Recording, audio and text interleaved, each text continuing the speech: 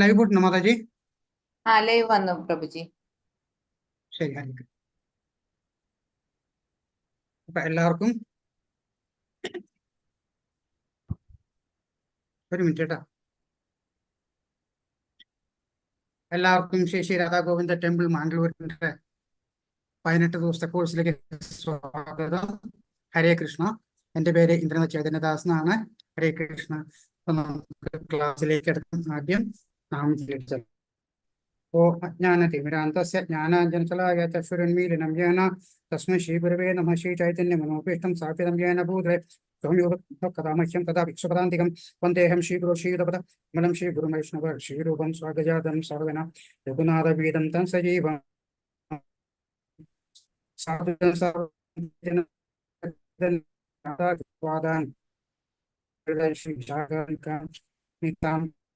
കൃഷ്ണ സിന്ധോ ദീനബന്ധോ ജഗത്പതിഗോപിഗാന്ധാ നമോ സുരേതീരാതെ വൃന്ദാവനേശ്വരേ വൃഷഭാനുസ്വരേ ദേവേ നമാമി ഹരിപ്രിയേ വാഞ്ചാകൽപതരൂപ കൃപാ സിന്ധോ പതിദാനം പാവനേഭ്യ വൈഷ്ണവേഭ്യോ നമോ നമോ. നമോ വിഷ്ണുപാദ കൃഷ്ണ ഭേട്ടായ ഭൂതലേ ശ്രീമതേ ഭക്തിവേദാന്ത സ്വാമിൻ ഇതി നാമിനെ നമസ്തേ സാരസ്വതേ ദേവേ ഗൗരവാണി പ്രചാരണി നിർവിശേഷ ശൂന്യവാദി പാശ്ചാത്യ ദേശധാരണി. ജയ ശ്രീകൃഷ്ണ ചൈതന്യ പ്രഭു നിത്യാനന്ദ ശബ്ദ ശിവാസാദി ഗൗരഭക്തവൃന്ദ. ശ്രീകൃഷ്ണ ചൈതന്യ പ്രഭു നിത്യശബ്ദ ശിവാസാദി ഗൗരഭക്തവൃന്ദ. എല്ലാ ഭക്തൻ ഹരേ കൃഷ്ണ കൃഷ്ണ കൃഷ്ണ ഹരേ ഹരേ, ഹരേ രാമ രാമ രാമ ഹരേ ഹരേ. നമ്മൾ 18 ദിവസം കൊണ്ട് 18 അധ്യായം പഠിക്കാം എന്നാണ് ഉദ്ദേശിക്കുന്നത്. ഭഗവത്ഗീത എന്ന് പറഞ്ഞു കഴിഞ്ഞിട്ടുണ്ടെങ്കിൽ അത് വളരെ ഒരു വാസ്റ്റ് സബ്ജക്റ്റ് ആണത്. നമ്മളൊരു കടൽ തീരത്ത് പോയിരുന്നിട്ട് ഒരു കടലിനെ കാണുന്നുണ്ടല്ലേ, കടലിനെ കാണുമ്പോൾ എന്താ ചെയ്യണം? ആ തീരം ഇങ്ങനെ വന്നടിക്കുമ്പോൾ നമുക്ക് തോന്നും ഇതിന് വലിയ ആഴമില്ലാന്ന്. പക്ഷെ അതിലോട്ട് നമ്മൾ കയറി പോയിക്കൊണ്ടിരിക്കും തോറും അതിന്റെ ആഴം കൂടി വരും. അതേമാതിരിയാണ് ഭഗവത്ഗീത. ഭഗവാൻ അർജുനന് പറഞ്ഞു കൊടുത്തു. അർജുനൻ വെച്ചാൽ നമ്മുടെ എല്ലാവരും തന്നെ ഒരു പ്രതിരൂപമായിട്ടാണ് അർജുനൻ. അപ്പൊ അർജുനന് ഭഗവാൻ പറഞ്ഞു കൊടുത്തത് എന്തിനാണെന്ന് വെച്ചാൽ നമ്മളെപ്പോലുള്ള എല്ലാവർക്കും അത് മനസ്സിലാവാനും കൂടിയാണത് പറഞ്ഞു കൊടുത്തത് അർജുനന്. അർജുനൻ നമ്മുടെ ഒരു എല്ലാവർക്കും സ്ക്രീൻഷോട്ട് കാണാൻ പറ്റുന്നുണ്ടല്ലേ? ഉണ്ട്, കാണാൻ പറ്റുന്നില്ലേ? കാണുന്നുണ്ട്. ഞാൻ പറഞ്ഞത് കേൾക്കാൻ പറ്റുന്നുണ്ടോ? കേൾക്കുന്നുണ്ട്. അപ്പോ അർജുനൻ നമ്മുടെ എല്ലാം പ്രതിരൂപണം അല്ലെ. ചില സമയത്ത് നമ്മളൊക്കെ പോയിട്ട് നമുക്ക് പെട്ടെന്ന് ഒരു സിറ്റുവേഷൻ നമുക്ക് ഒന്നും ചെയ്യാൻ പറ്റാത്ത ചില സമയങ്ങളുണ്ടാവില്ല. എന്ത് ചെയ്യണമെന്ന് അറിയാൻ പറ്റില്ല അല്ലെ, എങ്ങനെ ചെയ്യണമെന്ന് ആകെ ഒരു കൺഫ്യൂസ് സ്റ്റേറ്റ് ആവുന്ന ഒരു സിറ്റുവേഷൻ വരുന്നുണ്ട്. അങ്ങനെ വരുന്ന ഒരു സിറ്റുവേഷനാണ് അർജുനൻ വന്നു നിൽക്കണേ അല്ലെ.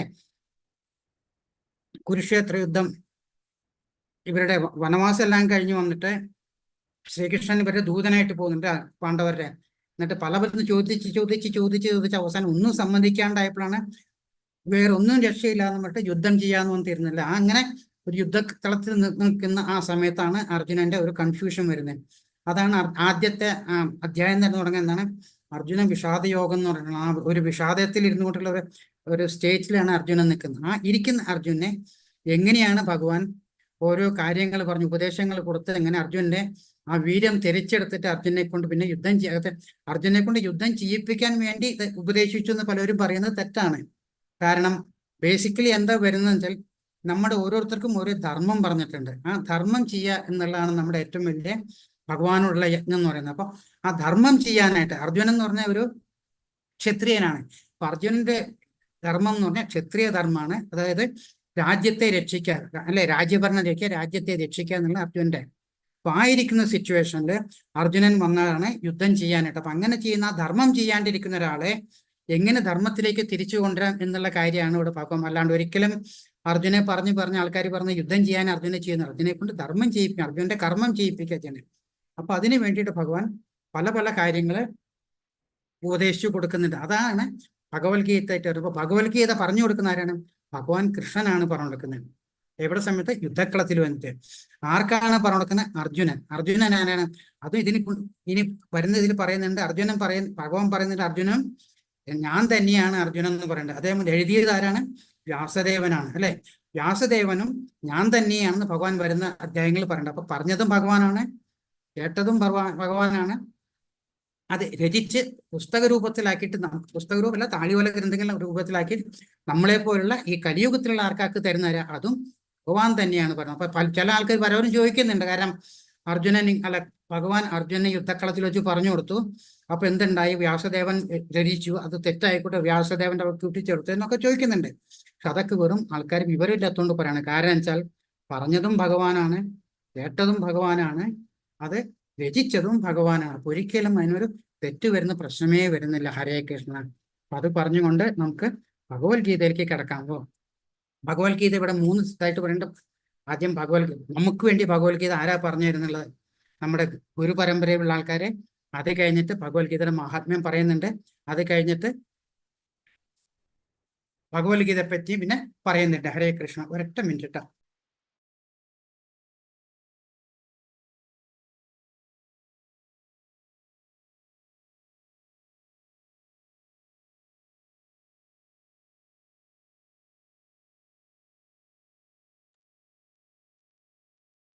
ഞാൻ ഇന്റർനെറ്റ് വല്ല പ്രശ്നം വരാൻ ഒന്ന് പറഞ്ഞെങ്കിലും അടിക്കട്ടെ.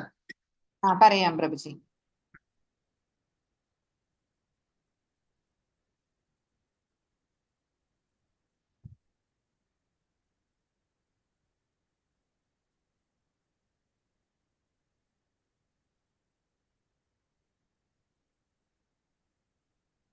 ജയ രാധ മാധവ ജയ കുഞ്ച ബിഹാരി ജയ ഗോപിജന വല്ലഭ ജയ ഗിരിവരധാരി ജയ യശോദനന്ദന വ്രജ ജനരഞ്ജന ജയ യമുന തീര വനധാരി ജയ രാധ മാധവ ജയ കുഞ്ച ബിഹാരി ജയ ഗോപിജന വല്ലഭ ജയ ഗിരിവരധാരി ജയ യശോദനന്ദന വ്രജ ജനരഞ്ജന ജയ യമുന തീര വനധാരി ജയ രാധേ ജയ രാധേ ജയ രാധേ ജയ രാധേ ജയ രാധ മാധവ. ഹരേ കൃഷ്ണ.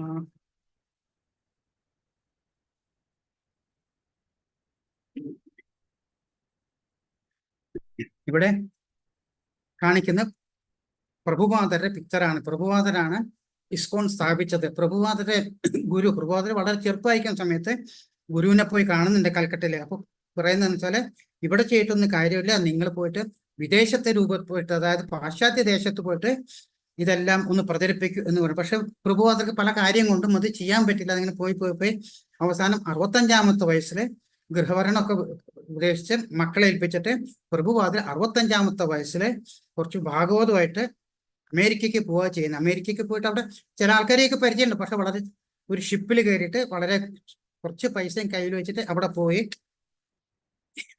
അവിടെ ചില ആൾക്കാരായിട്ട് ഇടപെട്ടു. അങ്ങനെ അത് കഴിഞ്ഞപ്പോൾ ഒരു ദിവസം പാർക്കിൽ വെച്ചിട്ട് കുറെ ഹിപ്പികളെ കാണാം. അന്നത്തെ ഹിപ്പികളുടെ കാലമാണ് പഴയ കാലത്ത് 1960 ആ സമയത്തൊക്കെ. അങ്ങനെ ഹിപ്പികളെ കണ്ട് അപ്പൊ അവരിങ്ങനെ പാട്ടുപാട്ടി ഡ്രഗ്സ് അടിച്ചിരിക്കുന്ന അവരിങ്ങനെ പറഞ്ഞ് മനസ്സിലാക്കി അവർക്ക് അതിൽ ഈ ഹരേ കൃഷ്ണ കൃഷ്ണ കൃഷ്ണ ഹരേ ഹരേ ഹരേ രാമ രാമ രാമ ഹരേ ഹരേ എന്ന മഹാമന്ത്രം ചൈതന്യ മഹാപ്രഭു പറഞ്ഞു കൊടുത്തിട്ടുള്ള ആ പരമ്പരാരൂപത്തിൽ വന്നിട്ടുള്ള ആ മഹാമന്ത്രം അവർക്ക് പറഞ്ഞു കൊടുത്ത് അവരെ മ്യൂസിക്കൽ രീതിയിൽ പഠിപ്പിച്ചിട്ട് അവിടെ ഇരുന്ന് അവർക്ക് ഇങ്ങനെ പറഞ്ഞു കൊടുത്തിട്ടാണ് ഈ പ്രചരിക്കുന്നുണ്ടായത്. ആ ഷിപ്പിൽ പോയ പടമാണ് കാണിക്കുന്നത്. അവിടെ പോയിട്ട് ഹിപ്പികളുടെ കൂടെയുള്ള കാര്യങ്ങളും അങ്ങനെ ഓരോ കാര്യങ്ങളും കാണിച്ചു തരാണ്. അത് കഴിഞ്ഞിട്ട് എന്താ വെച്ചാൽ വളരെ കഷ്ടപ്പെട്ടിട്ടാണ് അങ്ങനെ കുറെ ആൾക്കാരായിട്ട് ഇങ്ങനെ പരിചയമൊക്കെ ആയി. അങ്ങനെ കുറേശ്ശെ അവസാനമായിട്ട് 1 കൊല്ലം കഴിഞ്ഞപ്പോൾ ആദ്യത്തെ അമ്പലം അവിടെ ഇസ്കോൺ എന്ന പേര് രജിസ്റ്റർ ചെയ്തിട്ട് ആദ്യത്തെ അമ്പലം സ്ഥാപിച്ചു. അത് കഴിഞ്ഞ് പ്രഭുപാദർ 10 കൊല്ലം ശേഷം മരിക്കുന്നപ്പോഴേക്കും 108 അമ്പലം ലോകത്തെമ്പാടും ഉണ്ടാക്കിയാണ്. ഇപ്പോൾ ലോകം മുഴുവൻ ഇസ്കോൺ പ്രചരിച്ചിട്ടുണ്ട്. ഹരേ കൃഷ്ണ ആ പ്രസ്ഥാനം, അതായത് ഭഗവാന്റെ കഥ. ഹരേ കൃഷ്ണ എന്ന് പറയുന്നത് എന്താ? ഭഗവാൻ കൃഷ്ണന്റെ കഥകളാണത്. ആ കൃഷ്ണന്റെ കഥകളെ ലോകമെമ്പാടും പ്രവചിച്ചിട്ട് ആ ഒരു പരമ്പര ഇങ്ങനെ പോയിക്കൊണ്ടിരിക്കുകയാണ് പറഞ്ഞത്. ആ പരമ്പര ഭക്തിവേദാന്ത സ്വാമികളാണ്, പ്രഭുപാദരാണ് സ്ഥാപിച്ചത്. അദ്ദേഹത്തിന്റെ പല ലീലകളുടെ ഓരോ ഫോട്ടോസാണ് കാണിക്കുന്നത്. എല്ലാം ഒരുമാതിരി എല്ലാവരും ആദ്യം പോയിട്ട് തന്നെ എല്ലാം ഫോറിൻ കൺട്രീസിലേക്ക് പോയിരിക്കണേ. അവരത് വളരെ അക്സെപ്റ്റ് ചെയ്തു. അങ്ങനെ ഇഷ്ടം പോലെ ആൾക്കാർ വന്നിട്ട് ഇപ്പോൾ വേൾഡ് മുഴുവൻ ഇസ്കോൺ വന്നിട്ടുണ്ടെന്ന് നടക്കാൻ 1965 ഇന്ത്യയിൽ നിന്ന് പോയി എന്നാണ് കാണിച്ചിരിക്കുന്നത്. ഹരേ കൃഷ്ണ. അങ്ങനെ പ്രഭുപാദര ശിഷ്യനാണ് ഗുരു മഹാരാജന്റെ ശിഷ്യനാണ് ബാംഗ്ലൂരിന്റെ ഇൻചാർജ് ആയിട്ടിരിക്കുന്നത് നാമനിഷ്ഠ പ്രഭു എന്ന് പറയുന്നത്. അവരുടെ മൂന്നാട്ട പരമ്പരയുടെ ഫോട്ടോ ആണ് നമ്മുടെ കൊടുത്തിരിക്കുന്നത്. നമ്മുടെ പരമ്പര എന്ന് പറയുന്നത് വരുന്നത് ആദ്യമായിട്ട് കൃഷ്ണനാണ്. കൃഷ്ണൻ ആർക്കാണ്? ബ്രഹ്മാവിനാണ് ആദ്യമായിട്ട് പറയുന്നത്. ഈ പ്രപഞ്ചത്തിലെ ഏറ്റവും ആദ്യ സൃഷ്ടിയായിട്ട് പറയുന്നത് ബ്രഹ്മാവിനെയാണ്. ആ ബ്രഹ്മാവിനാണ് ഭഗവാൻ പറഞ്ഞു കൊടുക്കേണ്ടത്. അതിങ്ങനെ പരമ്പരയായിട്ട് മധ്വാചാര്യർക്ക് വരും. അവിടുന്ന് ഇങ്ങനെ വന്ന് 32ാമത്തെ ആ പരമ്പര രൂപത്തിൽ വന്നിട്ടാണ് പ്രഭുവാദര വരുന്നത്. ആ പ്രഭുവാദര വഴിക്കാണ് നമുക്ക് എല്ലാവർക്കും എത്തിക്കുക. അപ്പൊ പരമ്പരാ രൂപത്തിൽ പഠിക്കണം എന്ന് പറയുന്ന ആൾക്കാർ എന്താ വെച്ചാലേ, ഇപ്പൊ നമ്മൾ ഒരു പഴം മാങ്ങ പറിക്കാൻ ഒരാൾ മുകളിൽ കയറി അല്ലെ, ആ മാവിന്റെ മുകളിൽ കയറി അത് ആരെങ്കിലും ഒരാൾ കുലുക്കിയിട്ടല്ലേ ആ മാങ്ങകളൊക്കെ താഴെ വീഴും അല്ലെ. പകുതി കൂടുതൽ മാങ്ങകൾ ആ താഴെ വീണ് ചതഞ്ഞ പോവുകയും ചെയ്യും അല്ലെ. അപ്പൊ ഒരു 2 കിലോ 3 കിലോ മാങ്ങ ഉണ്ടെന്ന് പറഞ്ഞാൽ ആടില് നമുക്ക് വളരെ കുറച്ചേ കിട്ടുള്ളൂ. അതേമാതിരി ആരെങ്കിലും മുഖാന്തരം ഇങ്ങനെ കേട്ട് എല്ലാം ഇല്ലാണ്ട് പ്രോപ്പർലി അല്ലാണ്ട് ഫോളോ ചെയ്യാൻ വന്നില്ലെങ്കിൽ എന്താ പറയുക, പല കാര്യങ്ങളും അതിന്റെ ഇടയിൽ വിട്ടുപോകും. പല കാര്യങ്ങളും ആൾക്കാർ ചേർത്തു. ഇപ്പൊ തന്നെ പലരും പറയണ്ടേ, ശരിക്കും പറഞ്ഞിട്ടുണ്ടെങ്കിൽ ഭഗവത്ഗീതയ്ക്ക് 700 ശ്ലോകമുള്ളൂ, 701 ശ്ലോകം ഉണ്ടെന്നും പറഞ്ഞ് ചില ആൾക്കാർ ആർഗ്യൂ ചെയ്യുന്നുണ്ട്. അപ്പം പല കാര്യങ്ങൾ ആഡ് ആവും, പല കാര്യം മിസ്സായി പോകും. പക്ഷെ പരമ്പരാഗതമായിട്ട് വരുമ്പോൾ ചിലപ്പോൾ നമ്മൾ പറഞ്ഞ അതേ മാങ്ങയുടെ കൺസെപ്റ്റ് പറഞ്ഞാൽ മുകളിലിരുന്ന ആൾ മാങ്ങ പറഞ്ഞിട്ട് അടുത്ത ആൾക്ക് കൊടുത്തു ഇങ്ങനെ ഹാൻഡ് ഓവർ ചെയ്ത് വരികയാണെന്ന് വെച്ചാൽ അതൊട്ടും നശിക്കാതെ നമ്മളിലേക്ക് വരും അല്ലേ. അതാണ് ഭഗവത്ഗീത യഥാരൂപം എന്ന് പറഞ്ഞ കാര്യം. ഭഗവാൻ ബ്രഹ്മാവിന് കൊടുത്തിട്ട് അതിങ്ങനെ പരമ്പരാരൂപമായിട്ട് നമുക്കൊന്ന് കിട്ടിയത്. അപ്പം എന്താണോ ഭഗവാൻ പറഞ്ഞു കൊടുത്തത് അതേ രൂപത്തിൽ തന്നെ നമുക്ക് ഇവിടെ കിട്ടി എന്നുള്ള നമുക്കൊരു സാറ്റിസ്ഫാക്ഷൻ ഉണ്ട്. അതാണ് പറയുന്നത്, ഒരു പരമ്പരയിൽ കൂടെ തന്നെ പഠിക്കണം. അല്ലാതെ പല കാര്യങ്ങളും അതിന് വിട്ടുപോയിട്ടുണ്ടാവും, അല്ലെങ്കിൽ ചില ആൾക്കാരെ ആഡ് ചെയ്തിട്ടുണ്ടാവും, അവരുടേതായ മാനസിക രൂപത്തിൽ ചിലപ്പോൾ പറഞ്ഞിട്ടുണ്ടാവും. അതാണ് ഇവിടെ കാണിക്കുന്നത്. പരമ്പരയായിട്ടാണ് വന്നിരിക്കുന്നത്. ആ പരമ്പരയുടെ ഗുണമാണ് പറയുന്നത്. എന്നിട്ട് പറയാണ് എന്താണ് ഗീത പഠിക്കാനുള്ള യോഗ്യത. അറിഞ്ഞാൽ നമുക്ക് ഗീത പഠിച്ചിട്ട് കാര്യമുള്ളൂ. അപ്പൊ ഇവിടെ എന്താ പറയണത്, ഭഗവാൻ തന്നെ പറഞ്ഞ അർജുനൻ ഭക്തനും ശിഷ്യനും ഉറ്റ മിത്രവും ആകലാണ് ഭഗവത്ഗീത അദ്ദേഹത്തിന് ഉപദേശിക്കപ്പെട്ടതെന്ന് ഭഗവാൻ ഇന്ന് അടുത്തുള്ള ഇതിൽ പറയുന്നുണ്ട്. അതുകൊണ്ട് അർജുന സമാനമായ ഗുണങ്ങൾ ഒരാൾക്ക് ഭഗവത്ഗീത നന്നായി ഗ്രഹിക്കാൻ കഴിയുന്നതാണ്. അതായത് നമ്മളെ അർജുനാക്കിയിട്ട് മാറ്റാൻ പറ്റില്ല, അർജുനുള്ള ഗുണങ്ങൾ ഉണ്ടാക്കാൻ പറ്റും. എന്താ ഉണ്ടാക്കുന്നത് ഇവിടെ? ഏറ്റവും വലിയ ഭഗവാൻ പറഞ്ഞ് നമ്മൾ ഭക്തനായിരിക്കണം എന്ന് പറയണേ. ഭഗവാന്റെ ഭക്തൻ, അതാണ് ഏറ്റവും വലിയ കാര്യം ഭഗവാൻ പറഞ്ഞത്. പിച്ചും ശിഷ്യനായിരിക്കുക, അത് കഴിഞ്ഞിട്ട് ഉറ്റമിത്രണം. പക്ഷെ നമുക്ക് ഉറ്റമിത്രമാവാൻ പറ്റിയില്ലെങ്കിലും നമുക്കൊരു ശിഷ്യനാവാൻ പറ്റും, ഭക്തനാവാൻ പറ്റും അല്ലെ. ഭഗവാൻ സറണ്ടർ ചെയ്ത് നമ്മുടെ കാര്യങ്ങളൊക്കെ പറയാൻ പറ്റും. അങ്ങനെയുള്ള ആൾക്ക് മനസ്സ് നമ്മുടെ ശുദ്ധമായിരുന്നാൽ മറ്റേ നമുക്ക് കാര്യങ്ങളൊക്കെ, അല്ലെങ്കിൽ നമ്മുടെ മനസ്സ് എപ്പോഴും എന്താ ഫുൾ ടെൻഷൻ ആയിട്ടുള്ള ഒരു മനസ്സായിട്ട് ഇരിക്കാന്ന് വെച്ചാൽ അല്ലെ, ഒരു നിറച്ച കുടത്തിൽ നമ്മൾ പിന്നെയും വെള്ളമോ സാധനങ്ങൾ കോരിയിട്ടാൽ ഒന്നും നടക്കാൻ പോകുന്നില്ലേ. കാര്യങ്ങളൊക്കെ പുറത്തേക്ക് പോകും, കുറെ അവിടെ പോകും ഇവിടെ പോകും അല്ലെ. അതേസമയം ഒരു ഒഴിഞ്ഞ കുടമായിട്ട് എന്താ ചെയ്യുന്നത്, അതിലേക്ക് നമ്മൾ ഇങ്ങനെ കാര്യങ്ങൾ ഇട്ട് കഴിഞ്ഞാൽ ആ വെള്ളം നിറയ്ക്കും. അതേ കൺസെപ്റ്റ് അവിടെ പറയാം. നമ്മുടെ മനസ്സ് ഇപ്പൊ എന്താ മുഴുവൻ കുശുമ്പും കുനുഷ്ടും ചഞ്ചലത്തും അങ്ങനെ എല്ലാം കൂടെ കയറി നടന്നിട്ട് നമ്മുടെ മനസ്സ് എപ്പോഴും ദുശ്ചിന്തകളോട് നിറഞ്ഞിരിക്കണം. അതിന്റെ മുകളിൽ ഇനി വേറെ സാധനം ചെല്ലാനില്ല. അപ്പൊ ആദ്യം നമ്മൾ ചെയ്യേണ്ടത് നമ്മുടെ മനസ്സിനെ ശുദ്ധാക്കുക എന്നുള്ളതാണ്. അതിന് എന്താ പറ്റുക, ഭഗവാന്റെ ഭക്തനായിട്ടിരിക്കുക. അപ്പോൾ ഭഗവാൻ എന്തെങ്കിലുമൊക്കെ പറഞ്ഞു കഴിഞ്ഞാൽ എന്തെങ്കിലുമൊക്കെ നമുക്ക് കിട്ടാൻ പറ്റുള്ളൂ. ഹരേ കൃഷ്ണ. എന്നിട്ടോ ഭഗവത്ഗീതയുടെ അന്തഃസത്ത ഭഗവത്ഗീതയിൽ തന്നെ സുചിതമായിട്ടുണ്ട്. അതിങ്ങനെയാണ്, ഒരു മരുന്ന് സേവിക്കാൻ നാം ആഗ്രഹിക്കുമ്പോൾ അതിന്റെ ലേബലിൽ കൊടുത്ത നിർദ്ദേശങ്ങൾ നാം പാലിക്കണം. നാം ഒരിക്കലും നമ്മുടെ തന്നെ ആശയമനുസരിച്ചോ ഒരു സ്നേഹിതന്റെ നിർദ്ദേശമനുസരിച്ചോ മരുന്ന് കഴിക്കരുത് അല്ലെ. പലരും പറയാമല്ലോ തന്നെത്താൻ മരുന്ന് പഠിച്ച് കഴിക്കരുതെന്ന് പറയും. ലേബലിൽ കാണുന്ന നിർദ്ദേശമനുസരിച്ചോ വിശകുന്ന ഉപദേശങ്ങളെ സേവിക്കേണ്ടതാണ്. അതുപോലെ ഭഗവത്ഗീതയും ഗീതോപദേശന്റെ ആജ്ഞാനുസരണം സ്വീകരിക്കപ്പെടാൻ ആരാ ഗീതോപദേശം? ഭഗവാനാണ് അല്ലെ. ഗീത എന്ന് പറഞ്ഞാൽ വായ്മൊഴി എന്നുള്ളതാണ്, പറഞ്ഞു കൊടുത്തു എന്നുള്ളതാണ് അതിന്റെ അർത്ഥം. ഭഗവാൻ ഓരോ താളിലും അദ്ദേഹം പരമദിവ്യോത്തപുരുഷനായ ഭഗവാനാണെന്ന് പറയുന്നുണ്ട്.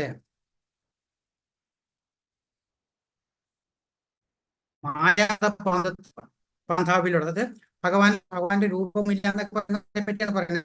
ഭഗവത്ഗീത പഠിക്കാൻ ശ്രമിക്കുന്നവർ വലിയ വിഡ്ഢിത്തരമാണ് ചെയ്യുന്നതെന്ന് ചൈതന്യ മഹാപ്രഭു വ്യക്തമായി പറഞ്ഞിട്ടുണ്ട്. അതായത് ഭഗവാൻ തന്നെ ആരാണെന്ന് അറിയാത്തവർക്ക് പിന്നെ ഭഗവാൻ പറയുന്ന കാര്യത്തിൽ വിശ്വാസം ഉണ്ടാവും അല്ലേ.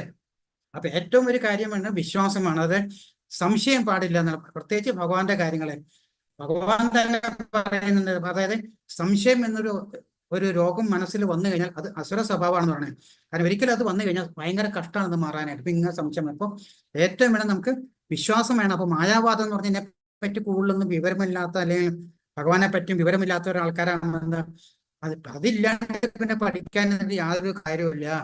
വഴിതെറ്റിയപ്പോൾ ഭഗവത്ഗീത വിദ്യാർത്ഥി ശരിയായ മാർഗനിർദ്ദേശമില്ലാതെ വിഷമിക്കുകയും സ്വധാമത്തിലേക്ക് ദൈവസന്നിധിയിലേക്ക് അയാൾക്ക് മടങ്ങാൻ സാധിക്കാതെ വരികയും ചെയ്തു.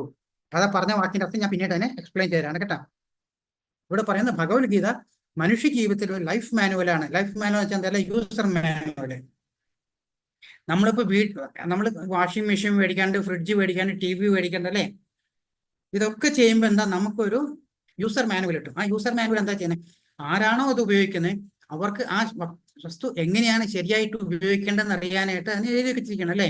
അപ്പൊ അത് നമ്മൾ വായിച്ചു, അവരൊന്ന് ആദ്യം ഇത് വായിച്ച് പഠിച്ചിട്ടാണ് നിങ്ങൾ ചെയ്യേണ്ടതെന്നുള്ളത്. അപ്പൊ അതേമാതിരി ഇവിടെ കാണിക്കുന്ന ഒരു യൂസർ മാനുവലാണ്, അല്ലെ ലൈഫ് മാനുവലാണ് ആര്, ഭഗവത്ഗീത എന്ന് പറയുന്നത്. അപ്പൊ അതിന്റെ അർത്ഥം ഇത് ആർക്ക് വേണ്ടിയാണ് ഇത് രചിച്ചിട്ടുള്ളത്, ആരാണ് ഉപയോഗിക്കുന്നത്, എങ്ങനെയാണ് ഉപയോഗിക്കുന്നത് അല്ലെ, അതറിഞ്ഞാലേ പറ്റുള്ളൂ. അപ്പം നമ്മളെല്ലാവരും ആരാണ്, നമ്മളൊക്കെ ഈ ഭൗതിക ശരീരമാണ് അല്ലേ. നമ്മുടെ ഈ കാണുന്ന, ഇപ്പം നിങ്ങൾ എന്നെ കാണുന്നുണ്ട് അല്ലേ, നിങ്ങൾ എന്നെ കാണുന്ന എൻ്റെ ഭൗതിക ശരീരത്തിൽ കൂടെ കാണല്ലേ. പക്ഷെ നമുക്ക് എല്ലാവർക്കും ഈ ഭൗതിക ശരീരമല്ലാണ്ട് അതിൻ്റെ ഉള്ളിൽ ഒരു ആത്മാവുണ്ട് എന്നുള്ള കാര്യം നമ്മൾ എപ്പോഴും അറിഞ്ഞിരിക്കണം. ആ ആത്മാവാണ് നമ്മുടെ ഈ ശരീരത്തിന് ശരിയായിട്ടുള്ള ഉടമസ്ഥൻ. ആരാണ് ഈ ശരീരത്തിനെ ഉപയോഗിക്കുന്നവരാണ് ജീവാത്മാവ് എന്ന് പറയാം. ആ ജീവാത്മാവാണ് നമ്മുടെ ശരീരത്തിന് ഉപയോഗിച്ചുകൊണ്ട് ഓരോരോ കാര്യങ്ങൾ മനസ്സിനെ കൊണ്ടും ഓരോരോ കാര്യങ്ങളും ചെയ്യിക്കുന്നത്. അപ്പൊ നമ്മൾ ആരാണെന്ന് വെച്ചാൽ, ജീവാത്മാവ് ആരാന്ന് വെച്ചാൽ അത് ഭഗവാന്റെ അംശമാണ്.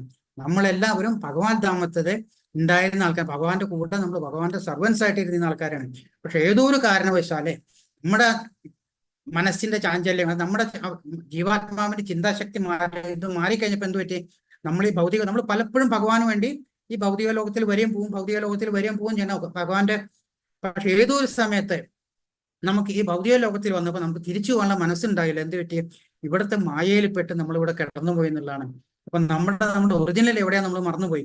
നമ്മൾ ഈ ഭൗതിക ലോകത്തിലുള്ള ഇവിടെ ഇങ്ങനെ കെട്ടുപാടി കടന്ന് വീണ്ടും അല്ലെ, മരണചക്രത്തിൽ ഇങ്ങനെ ജനന മരണ ചക്രത്തിൽ കിടന്ന് ഓരോ മായയിൽ കടന്ന് എന്താ, നമ്മൾ വീണ്ടും ഇവിടെ ജനന മരണ ചക്രത്തിൽ കൂടെ ഇങ്ങനെ പെട്ടുപോണ്.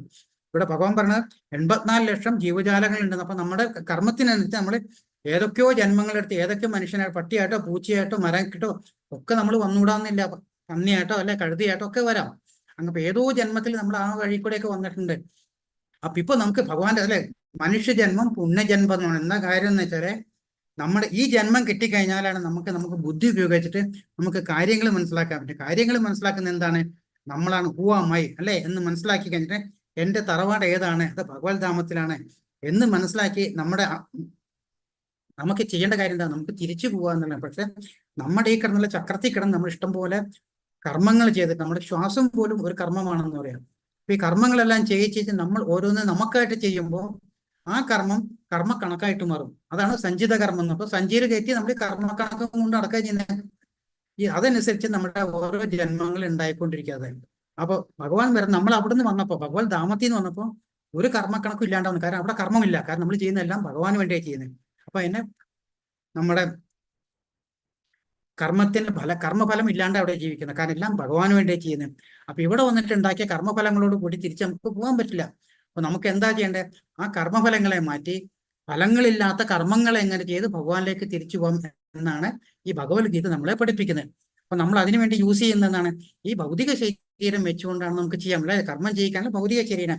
അപ്പൊ അതെന്ത് ചെയ്യണം, എങ്ങനെ ചെയ്യണം എന്നുള്ള ആ ഒരു ലൈഫ് മാനുവലാണ് ഭഗവത്ഗീത. ആർക്കാണ്, ജീവാത്മാവിന് വേണ്ടി ഭഗവാൻ ഉണ്ടാക്കിയിട്ടുള്ള ലൈഫ് മാനുവൽ. കാരണം പണ്ടൊക്കെ സത്യയുഗത്തിൽ നോക്കി കഴിഞ്ഞാൽ 1 ലക്ഷം വർഷം ഉണ്ടായിരുന്നു ആയുസ്, ത്രേതായുഗത്തിൽ 16, ദ്വാപരയുഗത്തിൽ 1000 വർഷമായി, കലിയുഗത്തിൽ ആകപ്പാടെ 100 വർഷം ജീവൻ ആർക്ക് ജീവൻ പറഞ്ഞിട്ടുള്ളൂ. അതിനിടയ്ക്ക് നമുക്ക് എന്ത് ചെയ്യണം, പഠിക്കണം, ജോലി ചെയ്യണം, ഫാമിലി ഉണ്ട് അല്ലേ. അതെല്ലാം കഴിഞ്ഞിട്ട് ഇതൊക്കെ പഠിക്കാൻ എവിടെയാ സമയം? ഈ കണ്ടല്ലേ ഈ നമ്മുടെ വേദങ്ങളും ഉപനിഷത്തുകളും പുരാണങ്ങളും ഇതൊക്കെ വായിച്ച് പഠിച്ചു വരാണ്ട് ഇഷ്ടംപോലെ ഗ്രന്ഥങ്ങളുണ്ട്, വായിക്കാനുള്ള സമയമില്ല. അപ്പൊ ഭഗവാൻ എന്ത് ചെയ്തു, ഈ കണ്ട ഉപനിഷത്തുക്കളെ മുഴുവൻ ക്രോഡീകരിച്ച് അല്ലെ, ഉപനിഷത്തുക്കളെ പശുക്കളായിട്ടും ആ പശുക്കളിൽ നിന്ന് കറന്നെടുത്ത പാലെടുത്തിട്ട് അതിന്റെ ക്രക്സ് എടുത്തിട്ടാണ് നമുക്ക് ഭഗവത്ഗീതയായിട്ട് അർജുനന് കൊടുത്ത കൂട്ടത്തിൽ നമുക്കും കൂടെ തന്നിരിക്കണേ. അപ്പൊ ഉള്ള സമയം കൊണ്ട് നമ്മൾ ശരിയാണ്, ലേറ്റർ ദാൻ നെവർ എന്ന് പറഞ്ഞ വരെ ഇപ്പോഴെങ്കിലും നമ്മൾ ഇതിൽ വന്ന് മനസ്സിലാക്കിക്കൊണ്ട് ഈ ഭഗവത്ഗീത മനസ്സിലാക്കിക്കൊണ്ട് നമ്മൾ എന്ത് ചെയ്യണം, നമ്മൾക്ക് എന്താണ് നമുക്ക് നാളേക്ക് വേണ്ടി നമ്മുടെ ആത്മാവിന്റെ മോചനത്തിന് വേണ്ടി എന്താണ് ചെയ്യേണ്ടതെന്ന് ആത്മാവിന് പറഞ്ഞു കൊടുക്കാനാണ് ഈ ഭഗവത്ഗീത. അതാണ് മാനുവൽ എന്നൂടെ പറഞ്ഞിരിക്കുന്നത്. ഹരേ കൃഷ്ണ. ഭഗവത്ഗീത ആകെ 700 ശ്ലോകമുണ്ട്. ഈ 700 ശ്ലോകത്തിനെ 3ആയിട്ട് ഭാഗിക്കുന്നത്. അതായത് ആദ്യത്തെ 6 ശ്ലോകം കർമ്മയോഗം, മധ്യത്തിലുള്ള 6 യോഗം ഭക്തിയോഗം, അവസാനത്തെ 6 അധ്യായങ്ങളെ ജ്ഞാനയോഗം എന്ന് പറയുന്നത്. അപ്പൊ യോഗം എന്ന് പറഞ്ഞാൽ ഭഗവാന്റെ അടുത്തേക്ക് പോകാനുള്ള കാര്യം എന്നാണ് പറയുന്നത്. അപ്പൊ കർമ്മം വഴിക്ക് എങ്ങനെ പോകാൻ പറ്റും, അതായത് ഭഗവാനിൽ സമർപ്പിച്ചുകൊണ്ട് എങ്ങനെ കർമ്മം ചെയ്യാൻ പറ്റും, ഭഗവാനിൽ സമർപ്പിച്ചുകൊണ്ട് എങ്ങനെ ഭക്തി ചെയ്യാൻ പറ്റും, ജ്ഞാനം വഴിക്ക് എങ്ങനെ ഭഗവാനെ മനസ്സിലാക്കി ഭഗവാനിൽ പോകാൻ പറ്റും എന്നാണ് 3 എണ്ണത്തെ തിരിച്ചിരിക്കുന്നത്. അപ്പോൾ 3 ഡിഫറെന്റ് കാറ്റഗറീസ് ആയിട്ട് തിരിച്ചിട്ടുണ്ട്. പക്ഷെ അൾട്ടിമേറ്റ്ലി എല്ലാം വരുന്നത് ഭക്തിയിലാണ് വരുന്നത്. അതാണ് ഭക്തിയെ വളരെ അല്ലേ, നമ്മളിപ്പോൾ ഒരു സാൻഡ്വിച്ചൊക്കെ ഉണ്ടാക്കുന്നത് അപ്പുറം ഇപ്പുറം ഓരോ ബ്രെഡ് വെച്ചിട്ട് അതിൽ ഏറ്റവും ടേസ്റ്റുള്ള ഭാഗം അതിന്റെ നടുക്ക് വെച്ചിട്ടാണ് നമ്മൾ സാൻഡ്വിച്ച് ഉണ്ടാക്കണം. എന്ന മാതിരി ഭഗവത്ഗീതയിലും ഏറ്റവും പഠിക്കേണ്ട കാര്യമാണ് ഭക്തി എന്ന് പറയുന്നത്. അപ്പോൾ കർമ്മത്തിൽ കൂടെ ഭക്തിയിലേക്ക് വരും, ജ്ഞാനത്തിൽ കൂടെ ഭക്തിയിലേക്ക് വന്ന് ഭക്തിയിൽ കൂടെ ഭഗവാനിലേക്ക് ചെല്ലാൻ പറ്റും എന്നുള്ളത്. അപ്പൊ അതാണ് കർമ്മയോഗം, ഭക്തിയോഗം, ജ്ഞാനയോഗം മെയിൻ ആയിട്ടുള്ള. ഇതിന്റെ ഇടയ്ക്ക് ചെറിയ ചെറിയ ധ്യാനയോഗം അതൊക്കെ വരുന്നുണ്ട്. പക്ഷെ മെയിൻ ആയിട്ടുള്ള കർമ്മം, ഭക്തി, ജ്ഞാനം ഇങ്ങനെ 3ആയിട്ട് തിരിച്ചിരിക്കുകയാണ്.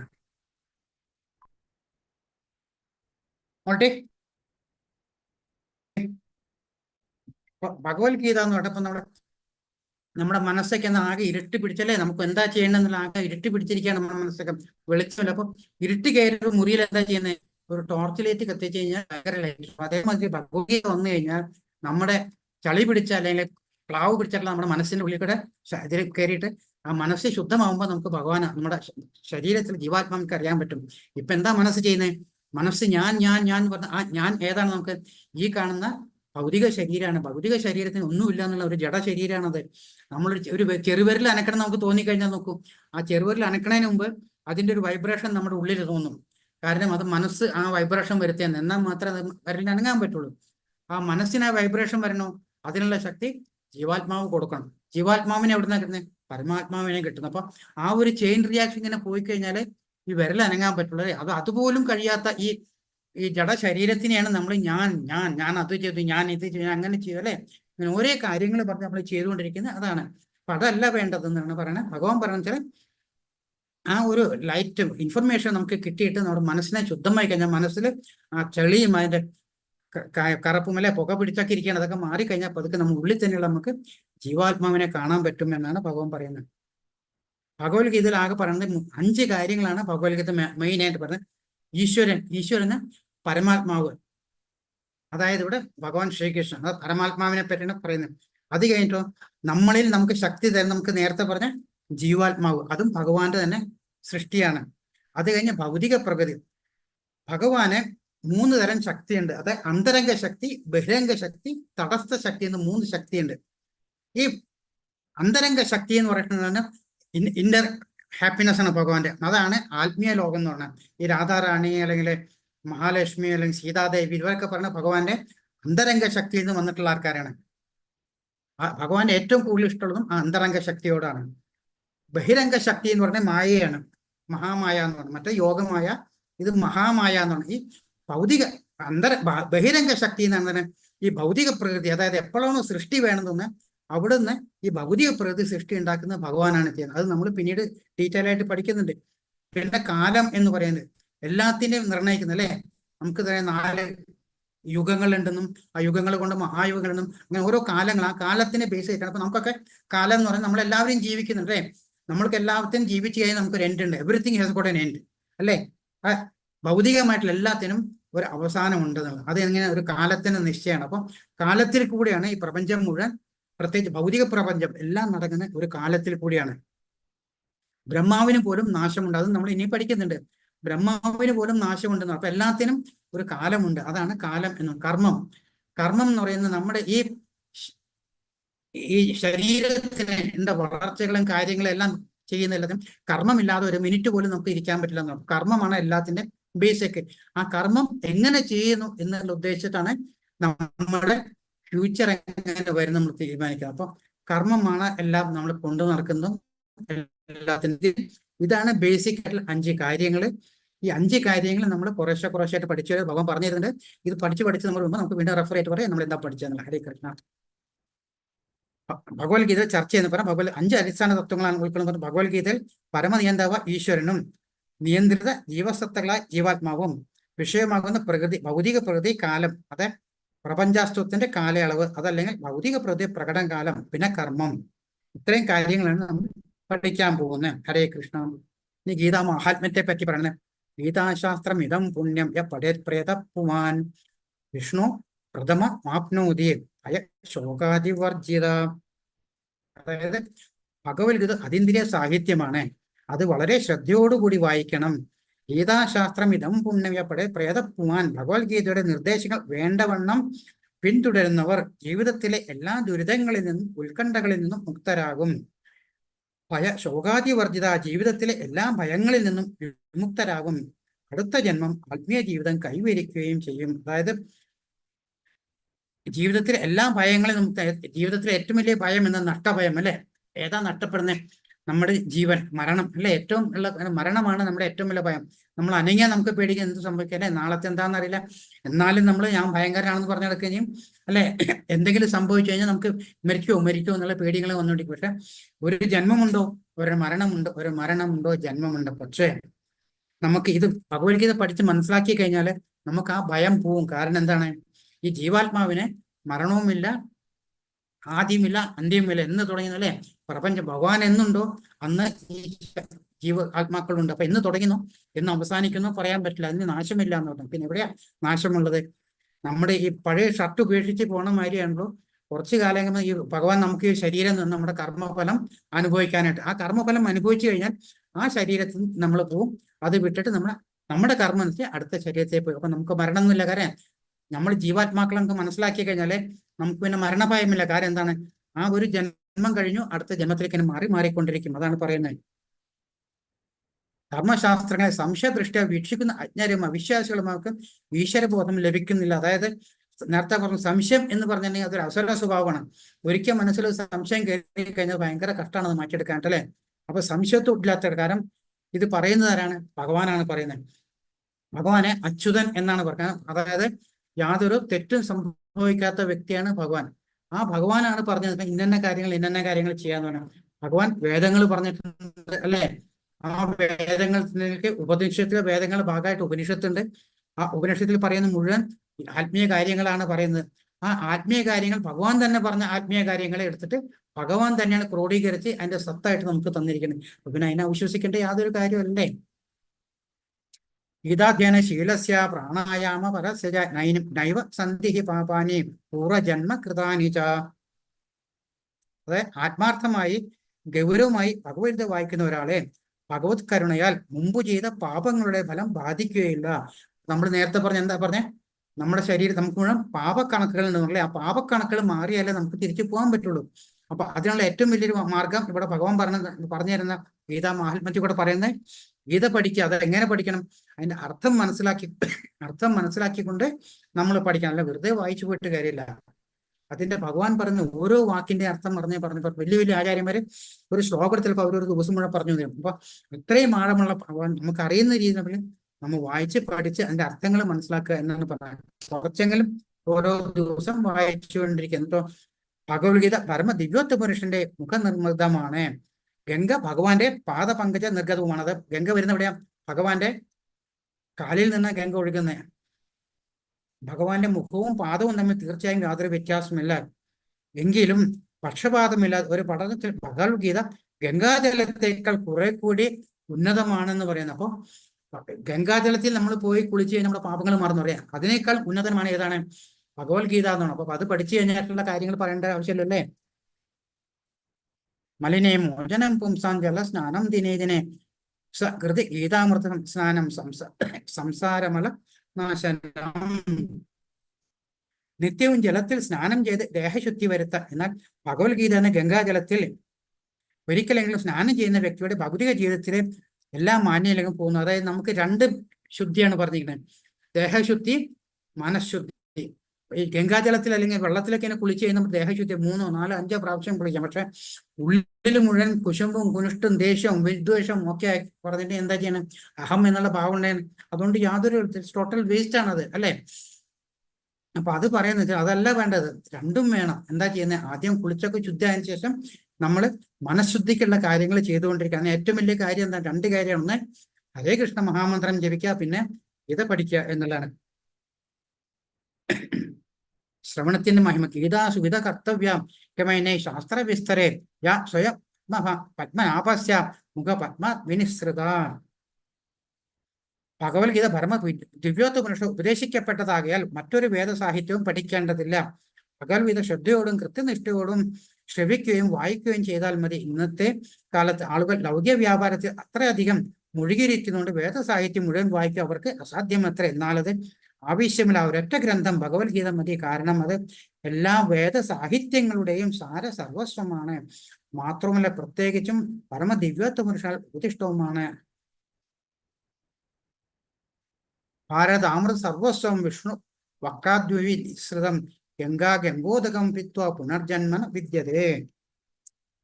ഗംഗാജലം പാനം ചെയ്യുന്നാൽ മോക്ഷം പ്രാപിക്കുന്നു. ഭഗവത്ഗീതാമൃതം പാനം ചെയ്യുന്നതിനെ കുറിച്ച് പിന്നെ എന്തു പറയാൻ? മഹാഭാരതത്തിന് സാരാമൃതം അത്രേ ഭഗവത്ഗീത. മധ്യേ മഹാഭാരത എന്നാണ് പറയലേ. ആദിവിഷ്ണുവായ ഭഗവാൻ കൃഷ്ണൻ സ്വയം ഉപദേശിച്ചതാണ് ഭഗവത്ഗീത. സർവോപനിഷദോ ഗാവോ ഭക്തോ ഗോപാലനന്ദന പാർത്ഥോ വത്സ സുധിർഭോക്ത ദുക്തം ഗീതാമൃതം മഹത്. എന്താ പറയുന്നത്? ഗീതോപനിഷത്ത് അല്ലെങ്കിൽ ഭഗവത്ഗീത എല്ലാ ഉപനിഷത്തുക്കളുടെയും സാരമാണ്. എല്ലാ ഉപനിഷത്തുക്കളും ഒരു പശുവിനെ പോലെയാണ്. ഗോപാലകുമാരൻ എന്ന് പ്രശസ്തനായ ഭഗവാൻ കൃഷ്ണൻ ആ പശുവിനെ കറക്കുന്നു. അർജുനനൊരു പശുക്കിടാവിനെ പോലെയാണ്. പണ്ഡിതന്മാരും പരമഭക്തന്മാരും അമൃതതുല്യ ദുഃഖമായ ഭഗവത്ഗീത പാനം ചെയ്യുന്നു. അപ്പൊ അതിന്റെ കൂടെ നമ്മളും കുറേശ്ശെ ഭഗവത്ഗീത വായിച്ച് പഠിക്കുക എന്നാണ് പറയുന്നത്. ഏകം ശാസ്ത്രം ദേവകീ പുത്രഗീതം ഏകോ ദേവ ദേവകീ പുത്ര ഏവ ഏകോ മന്ത്ര തസ്യ നാമാനി യാനി കർമാപേക്ഷം തസ്യ ദേവസ്യ സേവ. ഈ കാലത്ത് ജനങ്ങൾ ഒരേ ഒരു കർമ്മഗ്രന്ഥത്തെയും ഒരേ ഒരു ഈശ്വരനെയും ഒരേ ഒരു മതത്തെയും ഒരേ ഒരു പ്രവൃത്തിയും മാത്രം സ്വീകരിക്കാൻ ഉത്സുകരാണ്. ആകയാൽ ഏകം ശാസ്ത്രം ദേവകീ പുത്രഗീതം ഒരു ഗ്രന്ഥം മാത്രം ഉണ്ടായിരിക്കട്ടെ. ലോകത്തിന് പൊതുവായ ഏക ധർമ്മഗ്രന്ഥം ഭഗവത്ഗീത. ഏകോ ദേവോ ദേവകീ പുത്ര ഏവ സമസ്ത വിശ്വത്തിനും ഒരേ ഒരു ഈശ്വരൻ മാത്രം ഉണ്ടായിരിക്കട്ടെ. ശ്രീകൃഷ്ണൻ ഏകോ മന്ത്രസ്തസ്യ നാമാനി ഒരേ മന്ത്രം ഒരേ പ്രാർത്ഥന തൻ നാമ സങ്കീർത്തനം. ഏതാത്? ഹരേ കൃഷ്ണ കൃഷ്ണ കൃഷ്ണ ഹരേ ഹരേ ഹരേ രാമ രാമ രാമ ഹരേ ഹരേ എന്നുള്ള മഹാമന്ത്രം ജപിച്ചാൽ തന്നെ മനസ്സിന്റെ ആ ശക്തി കുറെ കൂടി വന്ന് കർമാപേക്ഷം തസ്യ ദേവസ്യ ദേവ ഒറ്റ പ്രവൃത്തി മാത്രം ഉണ്ടായിരിക്കട്ടെ എന്നാണ് അല്ലെ. നമുക്കറിയാം ഇരുമ്പും മാഗ്നറ്റും രണ്ടും ഇരുമ്പ് തന്നെയാണ് അല്ലെ. മാഗ്നറ്റ് പക്ഷെ എന്താണ് മാഗ്നറ്റ് എന്ന് പറഞ്ഞിട്ടുണ്ടെങ്കിൽ അതിന്റെ കശേരുക്കളെല്ലാം അയേൺസ് എല്ലാം ഒരു സൈഡിൽ നിന്ന് ഒരേ സൈഡിലേക്ക് ഇങ്ങനെ സിസ്റ്റമാറ്റിക് ആയിട്ട് ഇരിക്കുന്നതാണ് അതിന്റെ പവർ കൂടുന്നത്. മറ്റേ മാഗ്നറ്റിനാണല്ലോ വെറും ഇരുമ്പിനാണല്ലോ അതിന്റെ ആ കശേരുക്കളൊക്കെ അങ്ങനെ ഇങ്ങനെ പോയിട്ട് അതിനൊരു അട്രാക്ഷൻ ഇല്ല എന്ന് പറഞ്ഞത്. അതേമാതിരിയാണ് നമ്മുടെ മനസ്സും. 5 ഇന്ദ്രിയങ്ങളുണ്ട്. ആ 5 ഇന്ദ്രിയങ്ങൾ എന്ത് ചെയ്യണം? മനസ്സാണ് ബുദ്ധി ഉപയോഗിച്ച് ഇന്ദ്രിയങ്ങളെ കൺട്രോൾ ചെയ്യണം എന്ന് പറഞ്ഞു. പക്ഷെ ഇവിടെ എന്താ നടക്കണേ? ഇന്ദ്രിയങ്ങൾ 5 വഴിക്ക് ഓടും അല്ലെ. 5 വഴിക്ക് ഓടിക്കഴിഞ്ഞാൽ മനസ്സിന് എന്താ ചെയ്യണം? കുറച്ച് അങ്ങോട്ട് പോയി ഇത് കേട്ടു അത് കേട്ടപ്പോൾ മനസ്സിന് ചഞ്ചലിക്കുന്ന മനസ്സിന് ഏകോപനം ഉണ്ടാവില്ല. അപ്പം നമ്മൾ ഭഗവാനെ മനസ്സിൽ ധ്യാനിച്ചുകൊണ്ട് മഹാമന്ത്രം ജപിക്കുക. അങ്ങനെ ജപിച്ച് നമുക്ക് തന്നെ നമ്മുടെ മനസ്സിനെ ഒരു കൺട്രോൾ വരും. നമ്മുടെ മനസ്സിന് ഒരു ശക്തി വരും. അതോടുകൂടി നമ്മുടെ ഉന്നമനം ഉണ്ടാവും എന്നാണ് ഭഗവാൻ പറയുന്നത്. പിന്നെ അർജുന വിഷാദയോഗം എന്നുള്ള ആദ്യത്തെ അധ്യായം തുടങ്ങുകയാണ്. ഇത് തുടങ്ങുന്ന തന്നെ പറഞ്ഞ 700 ശ്ലോകം ഉണ്ട്. 700 ശ്ലോകത്തിന് 574 ശ്ലോകമാണ് ഭഗവാൻ പറയുന്നത്. 84 എണ്ണം അർജുനൻ പറയുന്നുണ്ട്, 41 എണ്ണം സഞ്ജയൻ പറയുന്നുണ്ട്. ഒരേ ഒരു ശ്ലോകം മാത്രമേ ധൃതരാഷ്ട്ര പറയുന്നത്. ധൃതരാഷ്ട്ര ഇവിടെ ഉദ്ദേശിക്കുന്നത് അല്ലേ നമ്മളെ എപ്പോഴും ആൾക്കാർ കണ്ണുണ്ടെങ്കിലും കണ്ണ് കാണില്ലാത്ത മനുഷ്യന്മാരെ എപ്പോഴും ആൾക്കാരുള്ളത്. അങ്ങനെയുള്ള ഒരു ധൃതരാഷ്ട്ര അവിടെ ഇരുന്നു കൊണ്ട്, കാരണം ഈ യുദ്ധത്തിന് മുമ്പ് വേദവ്യാസം വരുന്നിട്ട് ധൃതരാഷ്ട്രോട് ചോദിക്കും, ഞാൻ അങ്ങേക്ക് ഒരു ദിവ്യദൃഷ്ടി തരട്ടെ എന്ന്. അപ്പോഴും പറയും എനിക്കിതൊന്നും വേണ്ടാന്ന് പറയും. അങ്ങനെ എന്താ ചെയ്യുന്നത്? സഞ്ജയന് കൊടുത്തോളാൻ പറയും. അങ്ങനെ വേദവ്യാസം സഞ്ജയന് ഒരു ദിവ്യദൃഷ്ടി കൊടുക്കും. അതായത് വർക്കിംഗ് ഫ്രം ഹോം എന്ന് പറയുന്ന മാതിരി അന്നത്തെ കാലത്ത്. അതായത് വീട്ടിലിരുന്നു കൊണ്ട് തന്നെ സഞ്ജയന് ആ യുദ്ധക്കളത്തിൽ നടക്കുന്ന എല്ലാ കാര്യങ്ങളും കാണാൻ പറ്റും. A to Z കാണാൻ പറ്റും. ഒരു പൂവ് അനങ്ങിയാൽ പോലെ ചില ഇളങ്ങിയാണെങ്കിലും കാണാൻ പറ്റും. ആ ഒരു ദിവ്യദൃഷ്ടി കൊണ്ട് കണ്ടുകൊണ്ടാണ് അവിടെ ഇരിക്കുന്നത്. അപ്പോൾ ആ സഞ്ജയനോട് ധൃതരാഷ്ട്ര ചോദിക്കുകയാണ് അവിടെ എന്താ നടക്കുന്നത് ചോദിക്കുന്നത്. ധർമ്മത്രേക്ഷേ കുരുക്ഷേത്രേ സമവിവായുത്സവ മമക പാണ്ഡവാചൈവ ഹിമ കുർവത സഞ്ജയ. അപ്പൊ സഞ്ജയനോട് ചോദിക്കണം, പുണ്യസ്ഥലമായ കുരുക്ഷേത്രത്തിൽ യുദ്ധോത്സുകരായി ഒന്നിച്ചു കൂടിയ എന്റെ മക്കളും പാണ്ഡുപുത്രരും എന്ത് ചെയ്തു? പക്ഷെ അവിടെയും എന്താ ചെയ്യുന്നത്? ഞാൻ അല്ലെ എന്റെ എന്താ ചെയ്യണേ? മമ എന്നാണ് എന്റെ മക്കൾ എന്ന് പറഞ്ഞാൽ എന്റെ മക്കളും പാണ്ഡുപുത്രന്മാരും എന്നാ പറയുന്നത്. അപ്പൊ ഇവിടെ എന്താ ചെയ്യുന്നത്? ചേട്ടന്റെ അനിയന്റെയും മക്കൾ കൂടിയിട്ടാണ് യുദ്ധത്തിന് പോകുന്നത് അല്ലേ. ഒരു സൈഡിൽ മുഴുവൻ ദുഷ്ടന്മാരും ഒരു സൈഡിൽ മുഴുവൻ ആത്മീയ ശക്തിയുള്ള ആൾക്കാരും. പാണ്ഡവന്മാർ ആത്മീയത്തിന്റെ ശക്തിയുള്ള മറ്റൊരു മുഴുവൻ ഭൗതികത്തിൽ നിന്ന് കെട്ടി അടങ്ങുന്ന ആൾക്കാരാണെങ്കിൽ അങ്ങ് രണ്ട് കൂട്ടിനെ യുദ്ധം ചെയ്യുകയാണ്. അപ്പൊ ചോദിക്കുകയാണ്, എന്റെ മക്കളും പാണ്ഡുപുത്രനും എന്താണ് ചെയ്യുന്നത് എന്നൊരൊറ്റ ചോദ്യമാണ് ധൃതരാഷ്ട്രർ ചോദിക്കുന്നത്. പിന്നെ അവിടെ നിന്ന് സഞ്ജയൻ ഇങ്ങനെ ഓരോ കാര്യങ്ങൾ ഇങ്ങനെ പറഞ്ഞു കൊടുക്കുകയാണ് ധൃതരാഷ്ട്രർക്ക്. പശ്യതാം പാണ്ഡുപുത്രാണം ആചാര്യ മഹതിം ചമം യുഡം ദ്രുപദപുത്രേണ തവ ശിഷ്യേണ ധീമത. അതായത്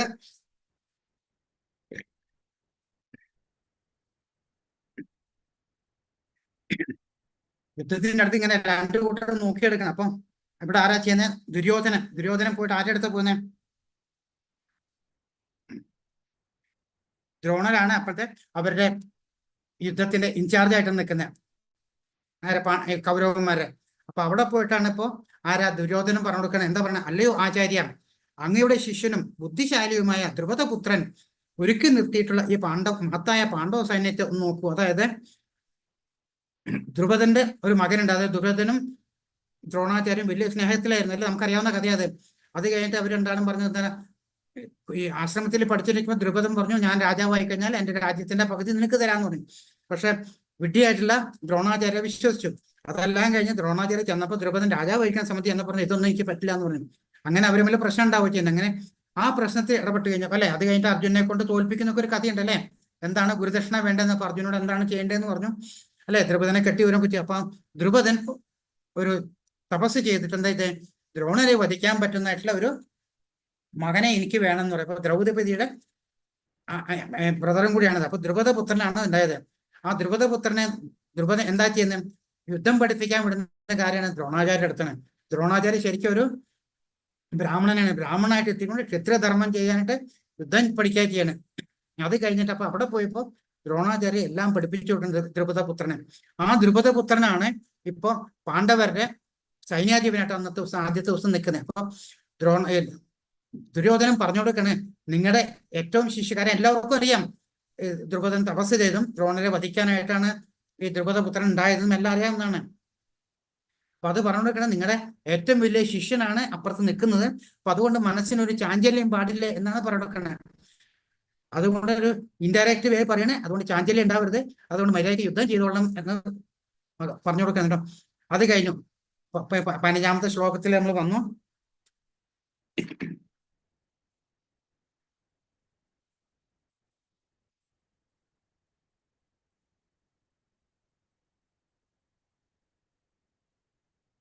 പാഞ്ചജന്യം ഋഷികേശോ ദേവദത്തം ധനഞ്ജയ പൗണ്ഡ്രം പത്മോ മഹാശംഖം ഭീമ കർമ്മ വിഗോദര. അപ്പൊ പണ്ടത്തെ കാലത്ത് ധർമ്മയുദ്ധമാണ്.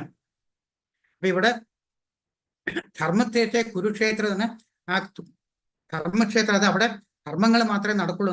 കുരുവംശത്തിലെ ആദ്യത്തെ രാജാവ് അവിടെ പോയി തപസ് ചെയ്തിട്ട് ഒരു വരം മേടിക്കേണ്ട. കാരണം അവിടെ ഒരിക്കലും അവിടെ മരിക്കുന്ന ആൾക്കാരെല്ലാവരും ഈ സ്വർഗലോകത്തേക്ക് പോകുന്നു, അവിടെ അധർമ്മമായിട്ട് ആരോ ഒന്നും ചെയ്ത്, അങ്ങനെ പല പല കാര്യങ്ങളും കേൾക്കണം. അപ്പൊ അത്രയും ധർമ്മമായിട്ടുള്ള ഒരു സ്ഥലത്തെയാണ് കുരുക്ഷേത്രത്തെ കണക്കാക്കുന്നത്. പണ്ട് കാലത്ത് ദേവന്മാർ പോലും അവിടെ വന്നിട്ട് തപസ് ചെയ്യാനോ. അപ്പൊ അത്രയും വലിയ മഹത്തായ ഒരു സ്ഥലത്തിനെയാണ് കൃഷ്ണൻ എന്തിരിക്കുന്നത്, യുദ്ധത്തിന് വേണ്ടി തിരഞ്ഞെടുത്തിരിക്കുന്നത്. കാരണം അവിടെ മരിച്ചു കഴിഞ്ഞാൽ എല്ലാവർക്കും സ്വർഗത്തിലേക്ക് പോകാൻ പറ്റും. അഥവാ അറിഞ്ഞോ അറിയാണ്ട് അവിടെ ഒരു തെറ്റ് ചെയ്താൽ പോലും അതിന് ക്ഷമയ്ക്ക് അതായത് പാപകർമ്മങ്ങളില്ലാത്ത അപ്പൊ എല്ലാം കൊണ്ടും വളരെ ഉത്തമരിക്കുന്ന സ്ഥലമാണ് കുരുക്ഷേത്രം എന്ന് പറയുന്നത്. അവിടത്തെ പണ്ടത്തൊക്കെ ധർമ്മയുദ്ധമാണ് ഇന്നത്തെ മാതിരി. കാരണം സൂര്യൻ ഉദിച്ചു കഴിഞ്ഞാൽ എല്ലാവരും റെഡി ആണെങ്കിൽ എല്ലാവരും അവരവരുടെ ശംഖുണ്ട് നേതാക്കന്മാർക്ക്. ആ ഓരോ നേതാക്കന്മാരെ അവരവരുടെ ശംഖ് വിളിക്കും. ശംഖ് വിളിച്ചാൽ ആ റെഡി എന്നൊരു സ്ഥലത്ത് നിന്ന് പറയുമ്പോൾ അതിന് ഉത്തരമായിട്ട് മറ്റേ സ്ഥലത്തുള്ള ശംഖ് വിളിച്ചു കഴിഞ്ഞാൽ അവര് നമ്മുടെ അമ്പലത്തിലൊക്കെ പൂജയ്ക്ക് ശംഖ് വിളിച്ചു കഴിഞ്ഞാൽ അവര് യുദ്ധത്തിന് റെയ്യാന്ന് യുദ്ധം ചെയ്തു തുടങ്ങും. അത് കഴിഞ്ഞ് സൂര്യൻ ഉദിക്കാൻ നേരത്തെ വീണ്ടും ശംഖ് വിളിക്കും, യുദ്ധം അവസാനിക്കും. അത് കഴിഞ്ഞാൽ എല്ലാവരും ഫ്രണ്ട്സും റിലേറ്റീവ്സും ആണ് അപ്പുറത്തല്ലേ. അത് കഴിഞ്ഞ് അപ്പുറത്ത് ഇപ്പുറത്തേക്ക് വരും. അത് കഴിഞ്ഞാൽ യുദ്ധമില്ല, ആയുധില്ലാത്തവരെ യുദ്ധം. അപ്പൊ അങ്ങനെയുള്ള സമയത്താണ് ഇവിടെ ഓരോരുത്തരും അവരവരുടെ ശംഖ് ഊതി എന്ന് പറഞ്ഞത്. ഇപ്പൊ ഏറ്റവും ആദ്യം ശംഖ് വിളിക്കുന്നവരാണ് കൃഷ്ണ ഭഗവാനാണ് വിളിക്കുന്നത്. കൃഷ്ണൻ എവിടെയാണ് നിൽക്കുന്നത്?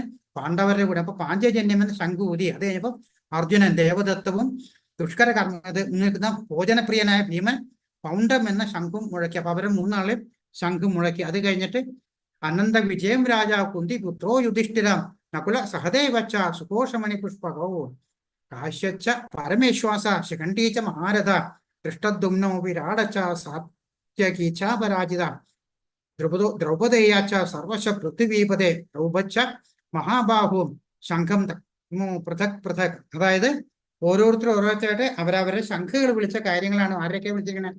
കുന്തിപുത്രനായ യുധിഷ്ഠിരൻ, അനന്ത വിജയം എന്ന ശംഖ്. ഓരോരുത്തരെ ശംഖിന് ഓരോ പേരുണ്ട്. നകുല സഹദേവനും സുഘോഷമണി പുഷ്പകങ്ങളും, വില്ലാളി വീരനായ കാശിരാജാവും മഹാരഥനായ ശിഖണ്ഡിയും, ദൃഷ്ടദ്യുമ്നൻ വിരാടൻ, തോൽവി പിണയാത്ത സാത്വികി, ദ്രുപദൻ, ദ്രൗപദി പുത്രന്മാർ, മഹാബാഹുവായ ദ്രൗപദി പുത്രന്മാർ വെച്ചാൽ പാണ്ഡവന്മാരെ മക്കൾ നിർത്താൻ ഇവിടെ. മഹാബാഹുവായ സുഭദ്രാപുത്രൻ, അതായത് സുഭദ്രയുടെ മകൻ, അല്ലെ, പാഞ്ചാലിയുടെ കൂടാതെ അർജുനൻ കല്യാണം കഴിക്കുന്ന സുഭദ്ര.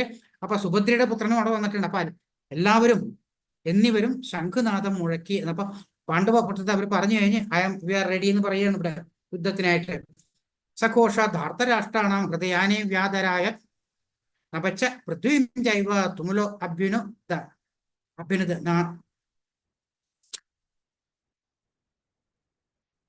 അനുനാദയാൻ.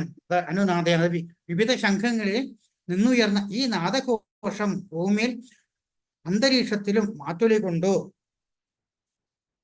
ധൃതരാഷ്ട്ര പുത്രന്മാർ ഹൃദയം പിളർക്കുണ്ട്. അപ്പൊ ഇവരുടെ ശംഖുവിളി കേട്ടപ്പോൾ അവർ പറയുന്നത് അവർക്കൊരു ചെറിയ ഒരു മനസ്സിനൊരു ചാഞ്ചല്യം ഉണ്ടാകുന്ന. ആർക്ക്?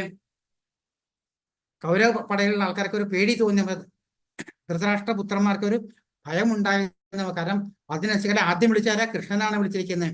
അപ്പൊ അതോടുകൂടി തന്നെ അല്ലേ കൃഷ്ണൻ പറയുന്നുണ്ട്, ഞാൻ ആയുധം എടുക്കുന്നില്ല എന്ന് പറയും. എല്ലാത്തിനെയും ഈ പ്രപഞ്ചത്തിൽ എല്ലാം കൺട്രോൾ ചെയ്യുന്നതാണ് കൃഷ്ണനാണ്.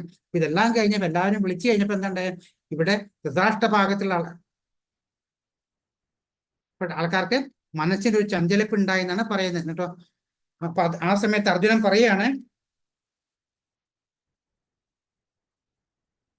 സേനയോരുപയോർമധ്യേ രഥം സ്ഥാപയമേ അച്യുതം യാവദേത നിരീക്ഷേ അഹം യോധു കാമാനവസ്ഥിതം കർമ്മയ സഹ യോദ്ധവ്യ അസ്മിൻ രണ സമുദ്യതേ.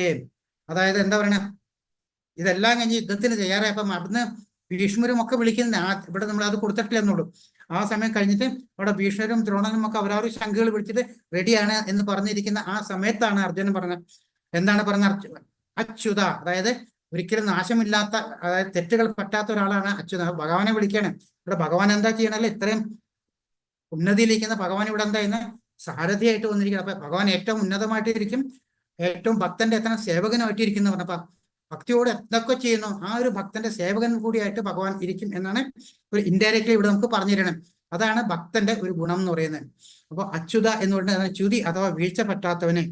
ഇരു സൈനികങ്ങളും മധ്യത്തിലായി എന്റെ തേർ കൊണ്ട് നിർത്തുക. ആരൊക്കെയാണ് യുദ്ധകാംക്ഷികളായി ഇവിടെ വന്നിട്ടുള്ളതെന്ന് ഞാനൊന്ന് കാണട്ടെ. അപ്പൊ ഈ സമയത്തൊക്കെ എന്താ നടക്കുക എന്നുണ്ടെങ്കിൽ, ഇപ്പൊ യുദ്ധ സമയത്തൊക്കെ യുദ്ധം ചെയ്യുമ്പോൾ നമുക്ക് സംസാരിക്കാൻ പറ്റില്ല. അപ്പൊ എന്താണ് ലെഫ്റ്റ് റൈറ്റ് ഒക്കെ പോണെങ്കിൽ എന്താ ചെയ്യാന്ന് വെച്ചാൽ ഒന്നില് പതുക്കനെ കാലുകൊണ്ട് ലെഫ്റ്റ് റൈറ്റ് ചവിട്ടുന്നവരാണ് സൈഡില് തോളത്ത്. ഇല്ലാന്നുണ്ടെങ്കിൽ ആ വില്ലെടുത്തിട്ട് വില്ലിന്റെ സൈഡ് കൊണ്ട് റൈറ്റ് ലെഫ്റ്റ് ഒക്കെ കുത്തിക്കൊണ്ടിരിക്കും. അപ്പൊ അതനുസരിച്ച് സാരഥിക്ക് അറിയാൻ പറ്റും എങ്ങടാ പോകേണ്ടത്. അപ്പൊ ഇവിടെ ആരാ സാരഥിയായിട്ടിരിക്കുന്നത്? ഭഗവാനാണ്. അപ്പൊ ഈ അർജുനൻ എന്ന് പറഞ്ഞാൽ അത്രയും വലിയൊരു ഭക്തനും കൂടിയാണ്. അപ്പൊ ആ ഭക്തന്റെ തേരാളിയായിട്ടിരിക്കുന്ന ഭഗവാനോടാണ് പറഞ്ഞത്, അച്യുത എവിടെയാണ്? സൈന്യത്തിന്റെ മധ്യത്തെയായിട്ട് എന്റെ തേരുകളെ കൊണ്ട് നടക്കും. ആരൊക്കെയാണ് വന്നിരിക്കുന്നതെന്ന് ഞാനൊന്ന് കാണട്ടെ എന്ന് പറയാ ചെയ്യണേ.